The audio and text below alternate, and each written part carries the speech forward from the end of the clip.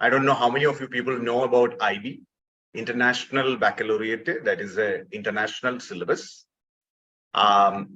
just like your CBSE and ICSE syllabus, but it's the next level. Okay, so it's comprises for students, facilitates students to get into universities abroad, mostly universities in US, UK, Australia, and all. So that is a syllabus which I'm dealing with, IB, International Baccalaureate. And many of the international schools right now, 65% of the schools in India have been accredited with IB syllabus. So I'm dealing with that. More than that, you can check my profile on LinkedIn. You can check the profile on schoolreformer.com, where we are live streaming now with this particular topic for today. And mostly why I selected this particular topic of creating leaders from classrooms to universities. It is not only for the students. It is not only for the teenagers who are watching this video. It is also for the adults. Because I was a former principal in Gitanjali Global School in Hyderabad, where I worked for a very short tenure, and I came back again as a faculty to Pathways World School when the shift that I could find mostly is because of the candidates that I interviewed, the candidates that I had to meet face to face, and the candidates whose vision actually, some were very good, some were not satisfactory. So as a person who knows about this particular position as a principal who has been sitting over there in a CBSE school in Hyderabad, I know how much even the adults require training on leadership, training on facing interviews, writing tests, demo classes, and all those things. So just because I'm from the education field, it doesn't mean that I will be tackling only the problems or the solutions only for the education field, but you can definitely ask questions. Please note down whatever questions that come to your mind, because I was also been a college union chairman when I was studying in the college time. So I know how effective leadership can actually win hearts of people and win people and make you remember forever, something like. So I will guide you for that. Thank you, School Reformer, for acknowledging me and appreciating my efforts all these years. Thank you. We will start with the session now. I'm sharing screen. I hope all of you can see it very clearly. This is a short PPT that I have made. You can see the topic, the title, Creating Leaders from Classroom to Universities. Yes, sir. When we think about this particular topic, I always come across certain faces of certain parents, worried, concerned parents' faces. And the main reason why I'm saying why worrying and concerned parents of today, the reason being competition. Just because I am from the biology field, don't think that I'm putting an example from biology. That is Charles Darwin's theory of evolution, which many of you science students might have learned or going to learn or learning right now. Darwin's theory of evolution says survival of the fittest is one of the main postulate or one of the main headings of Darwin's theory. And how many children in today's generation or adults in today's society are fittest to survive today's competition? That is the main reason why the parents are concerned, the parents are worried. When I was studying in 1980s, I got my matriculation in 1991. I passed out college in 1999. During those times in schools, colleges, universities and all, hardly we will find one or two students who are excelling in sports, extracurricular activities, studies, all the three together. Hardly there will be one or two students. But now, 80% sitting inside a classroom are champions, one or the other. Either in the sports field or in the extracurricular activities, be it singing, dancing, art, you name it, they are there. Studies, just check your own schools right now, the board exam results. 99% result, 99% scoring, 99.5, 99.6, 98.6. These are not news. CBSE results I am talking about, all over India, many of the states. Then how won't the parents won't be concerned about their children? Whether my child will get admission in this particular school, whether my child will get admission in the correct option that is being given for the college or the universities. What is lacking? Where are we being stopped? What is the additional thing that you require to become multi-talented? I definitely vouch for people who are multi-talented. Definitely. As I told you before, that when I was a principal and I was interviewing certain candidates, there have been certain lady teachers who came for the interview and they told that I have done this particular workshop, I have done this particular conference, I have done a PhD and I came for this and for teaching in primary school. Remember, she has done a PhD and she's talking, she wants to teach in primary school.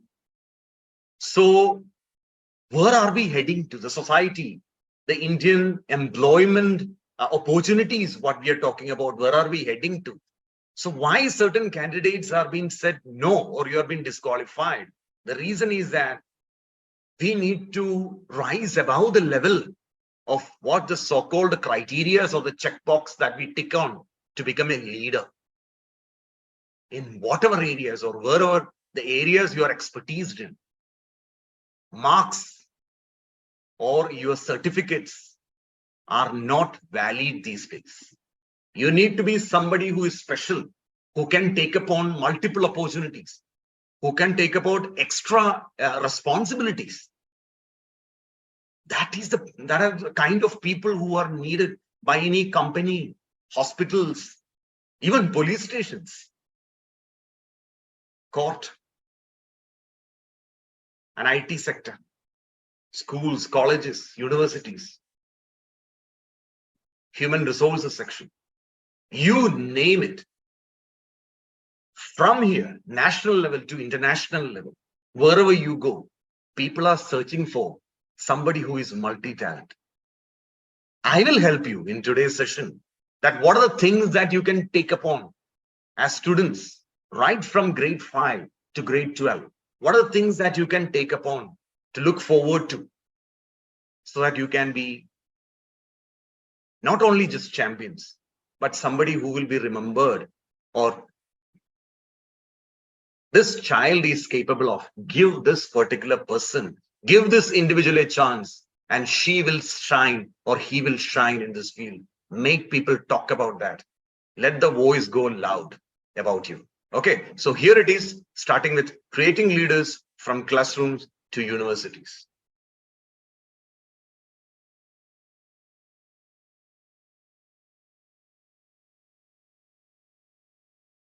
Training objectives for today's session. First of all, I will define leadership.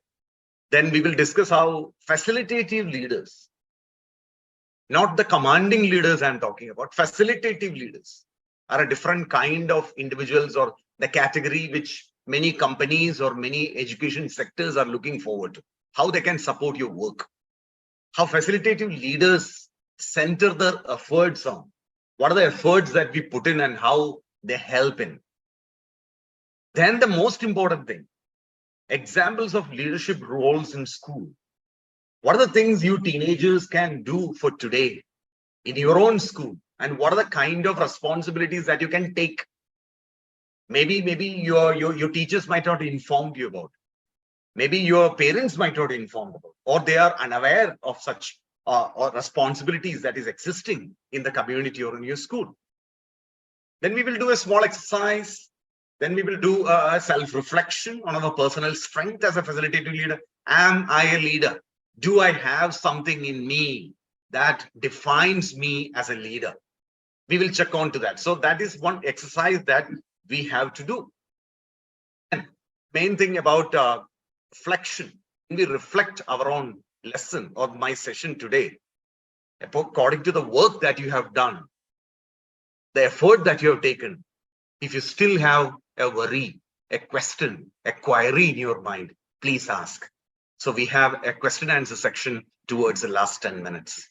Okay, so the team School Reformer, please let me know when is the time for the question and answer section towards the end of the last 10 minutes, and we will carry upon this particular training right now, beginning with leadership. Sir, after 10 minutes, we can take the question answer, sir. They have started posting the questions. Definitely, definitely. And I request, along with the team, I request people who are watching this video, please note it down, take a pen or paper and note it down, what all questions that are coming to your mind. Be free. I'm cool, okay? I'm very cool, very genuine, and there is nothing to be hidden over here. Your questions are all welcome. Any kind of questions, I'm here to solve for you. I'm here to answer for you from my experience of 24 years in education field. So please go on. Don't feel shy. So write it upon and towards the end, put it on the chat, or right now put it on the chat so the team will know about how to carry it upon, and we will find some solution to it. I will try my best to find solution for you. Okay, don't worry. Here it is. Leadership at its core is a very simple process of thinking well or thinking clearly about the situation that is facing them. What is the situation that is right in front of you? You might have heard so many movies, seen movies, seen some memes that are coming in Google Images, some of the workshops or conferences that you might have attended, in which there are some messages or quotes that always you find. One major thing always I remember: live for the present. Don't worry about the future. Isn't it? Live for the present. Don't worry too much about the future. That should be the motto. That's why we have to worry about the future. If you have lived, if you have done your work for today, believe in karma. Believe in that strength. Believe in the reward that will be fetched for what you do today. So a leader should be aware of the situation that is right in front that you have to deal for today. My success mantra for the last 2-3 years as a deputy head in my department of science, or whether assisting my members or assisting my juniors in the team, or when I was a principal, something like that, mainly the thing is that I was always being supportive,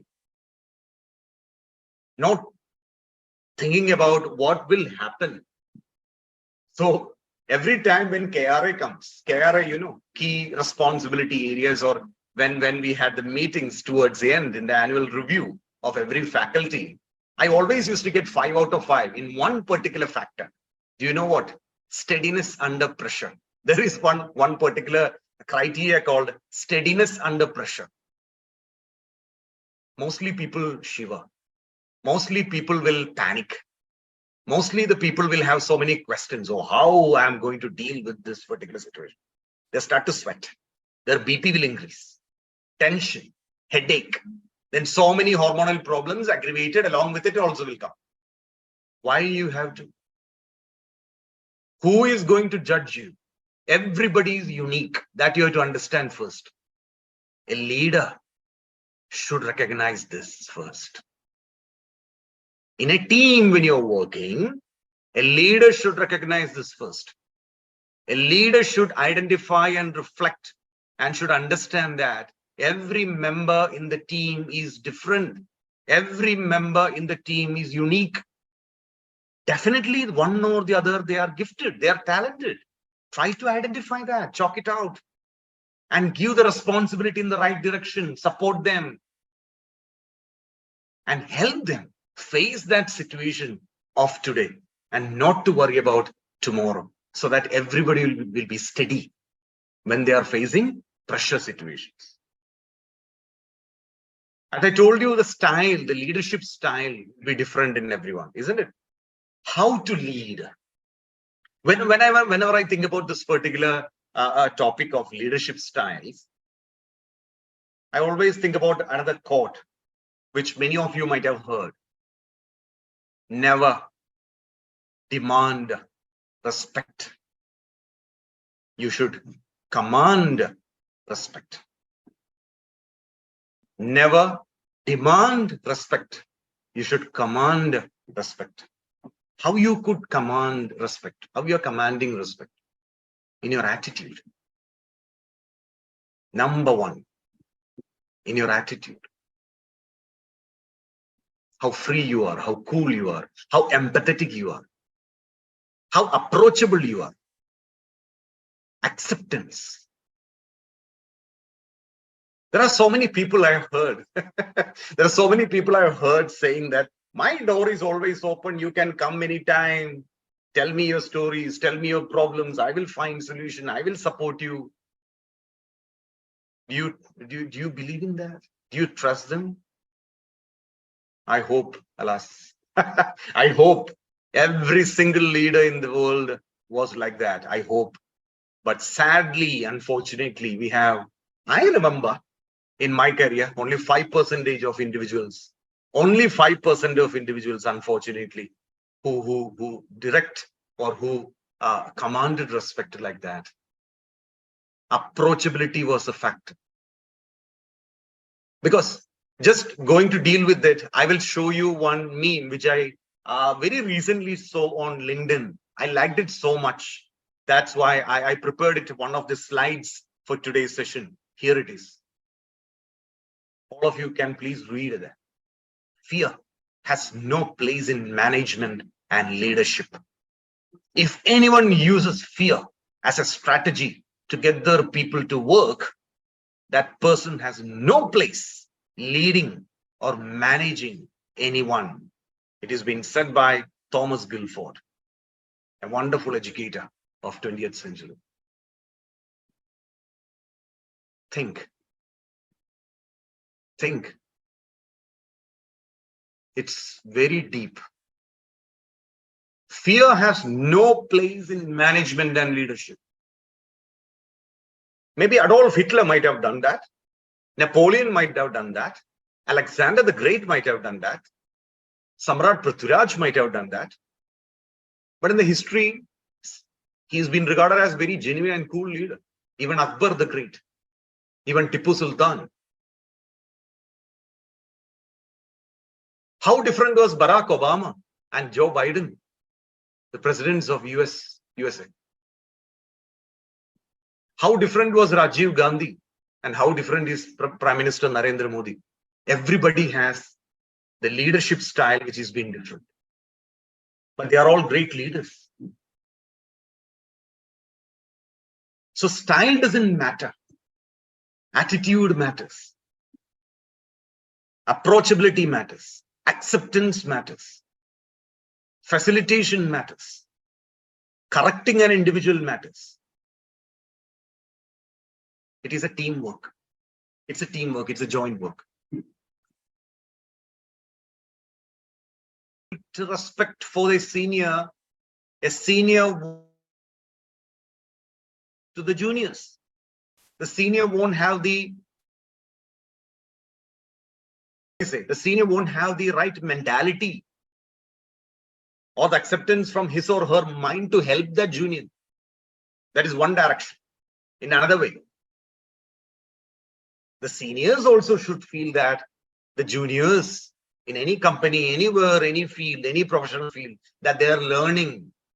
They are kids, they are new ones, they are freshers. We need to help them without prejudice, that is another direction. So from the juniors to the seniors and from the seniors to the juniors, both bi-directional thing. When the leadership style is being accomplished, you need to identify what kind of leader you are. What are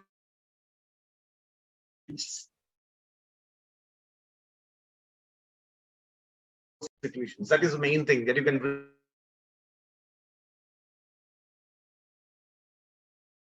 Everybody is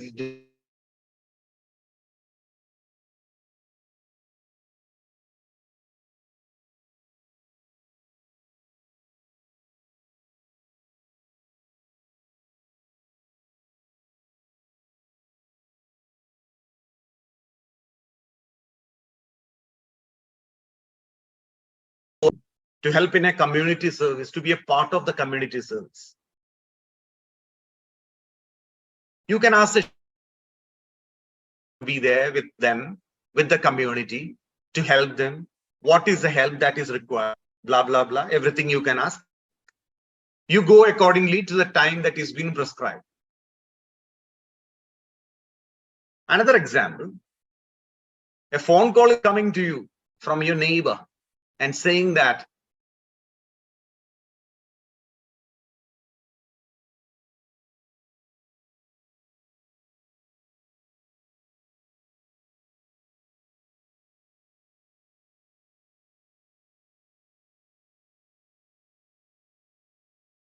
take your car. We don't have any vehicle. It's a medical emergency.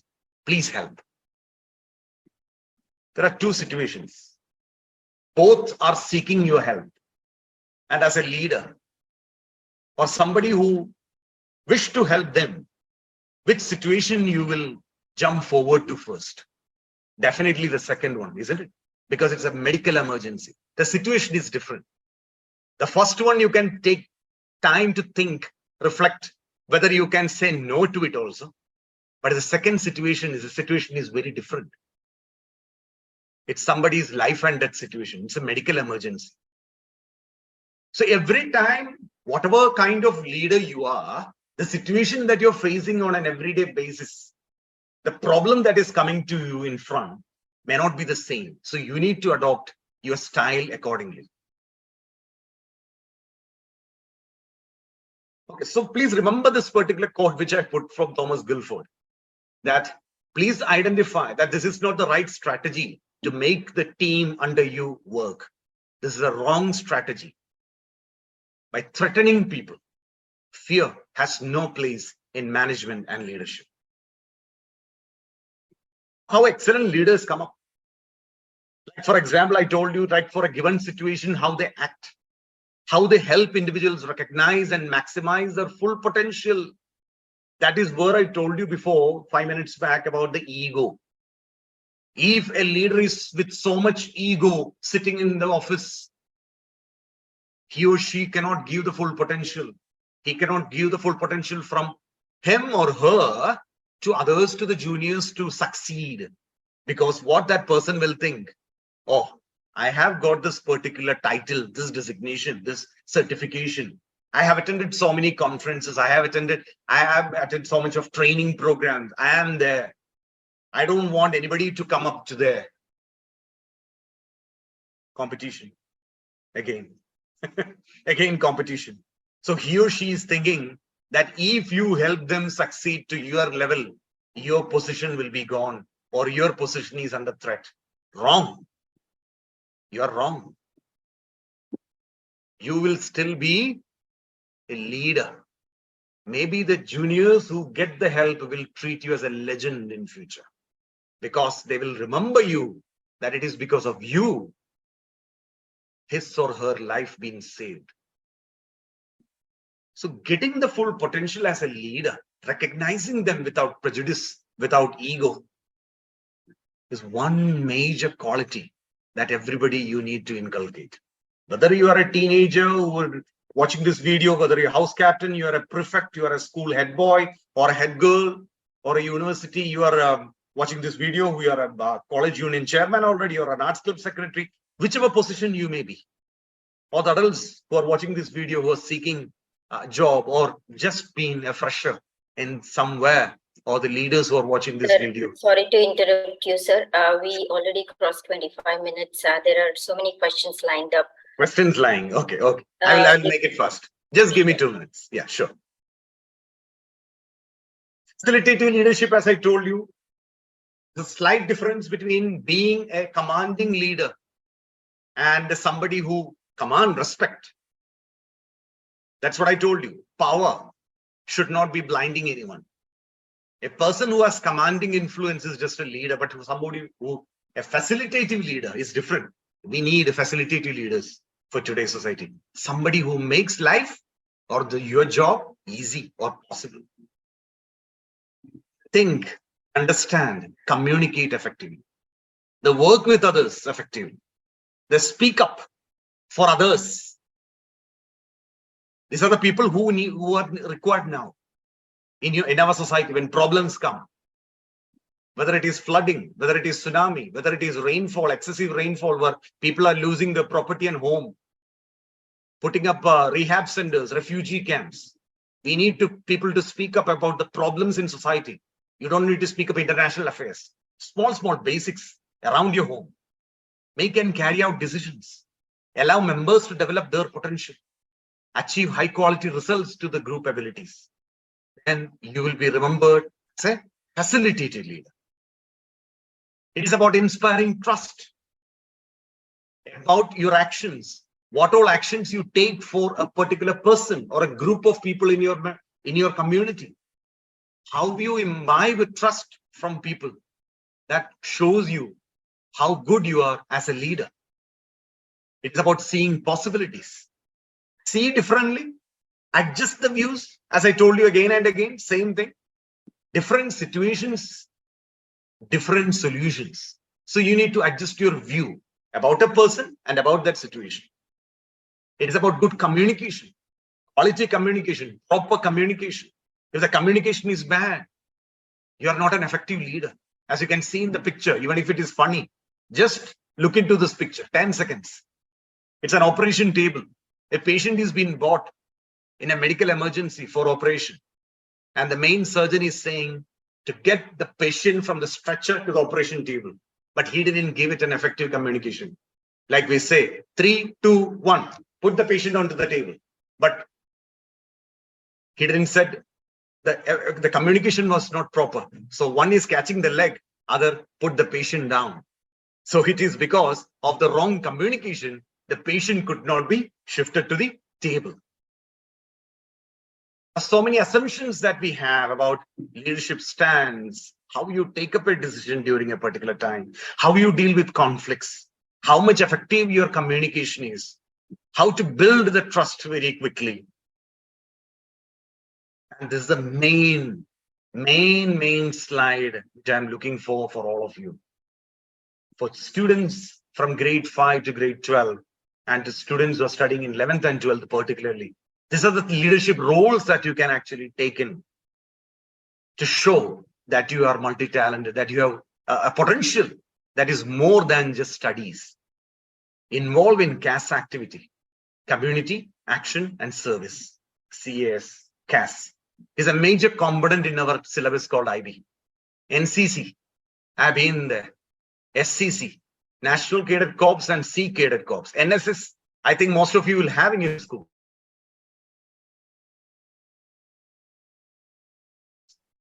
Whenever an event is happening, take upon the leadership for ushering the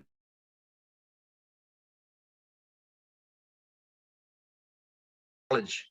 Take upon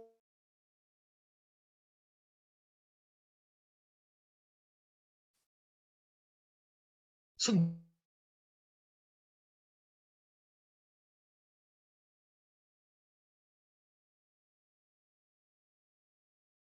headmaster, headmistress, principal, whoever it may be, your coordinator.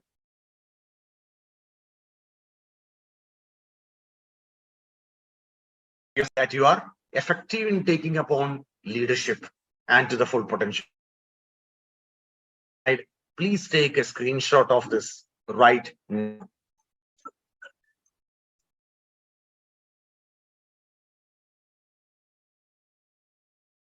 Ma'am, we can go to questions. Yes, sir. If you can close the PPT and if you can expand your camera screen, then the viewers can have a better look. Yeah, definitely. Yeah. So, sir, we have 14 questions, but it's already 12. I would like to take a couple of questions only, the most important ones. Sure.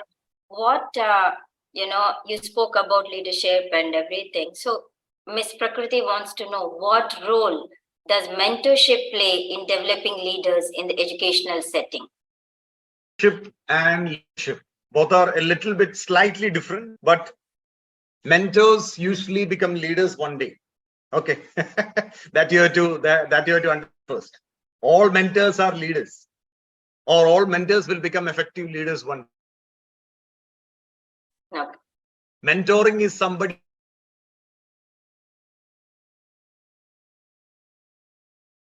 All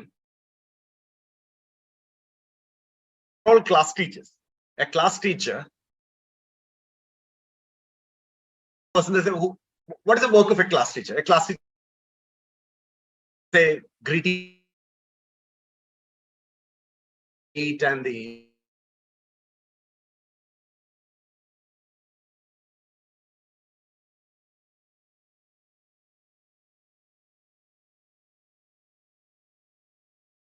So we are not able to hear you.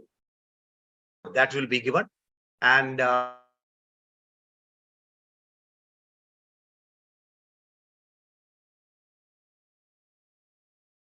student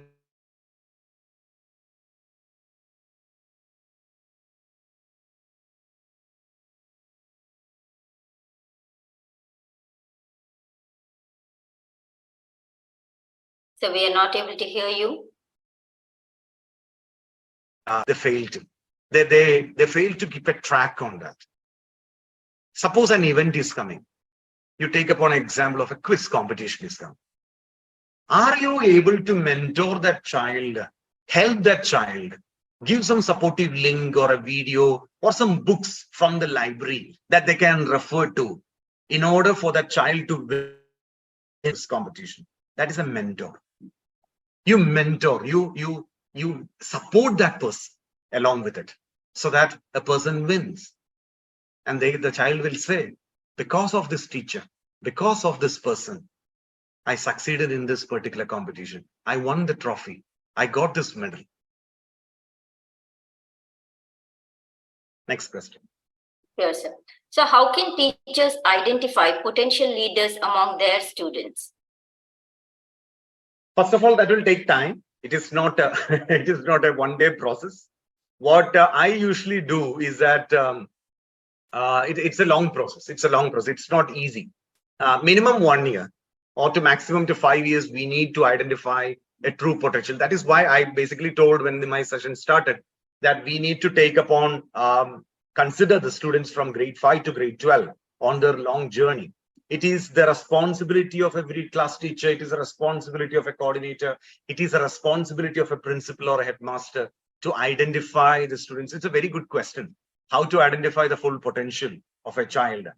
Number one, what I do as a strategy whenever I meet a new batch which is coming to me, whether it is grade 9, 10, 11, 12, or any coaching classes which I do or a conference, first 5 minutes I use it for introduction.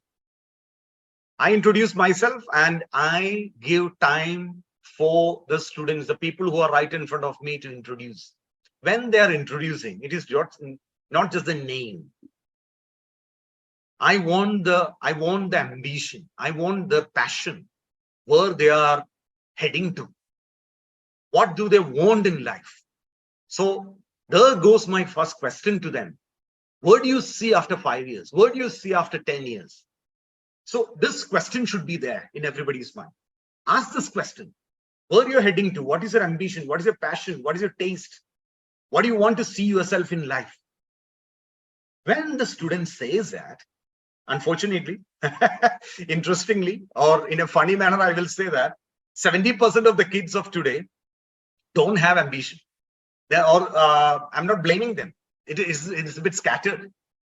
So we are lacking in the effective mentors, like the first question you asked. There were the absence of the mentors who could guide them to the right passion, or the parents who could not identify the passion and the interest in the child. An ambition has to be formed at least in grade 9. I'm saying it cut and clear. At least in grade 9, the ambition has to be formed. What kind of course you are going to take, which university you are going to apply, which college, where you want to study, where you want to do a job in future. Are you going to study only in India? Are you going to try abroad? Are you going to work abroad? So when these particular thing, it is like a CV, it is like a biodata of a child. When you know that, try to understand as a monthly progress where this child is leading to. Get 1 or 2. Maybe he or she will be good in music. Pick that particular student. Everyone, give that opportunity for that child to shine. If somebody is not confident, build confidence in the child, build trust in them, bring in good attitude, eliminate the stage fear. So these are some of the things in which we can facilitate them to get their full potential. Okay. So, sir, what about the challenges? What challenges or obstacles might educators face in promoting leadership development in the classroom? Challenges we face, yeah. Very good question. I was expecting this. Challenges that we face, I already told you one just now, 2 minutes ago, that I told you that many of the students, when I ask questions, it's not me alone. When we discuss about my peers or other teachers also, they also agree with the same thing, that many students don't say the ambition. They are not sure about the ambition. That is a first challenge.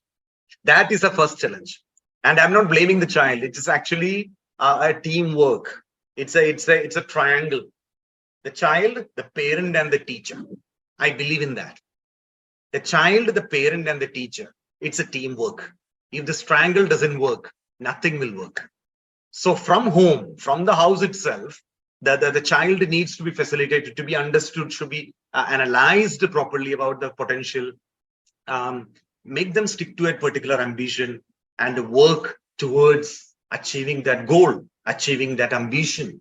So it should come from the home first, then the teacher can. Then the second challenge is not about ambition, is absence of communication, effective communication. We need to build the child from a young age.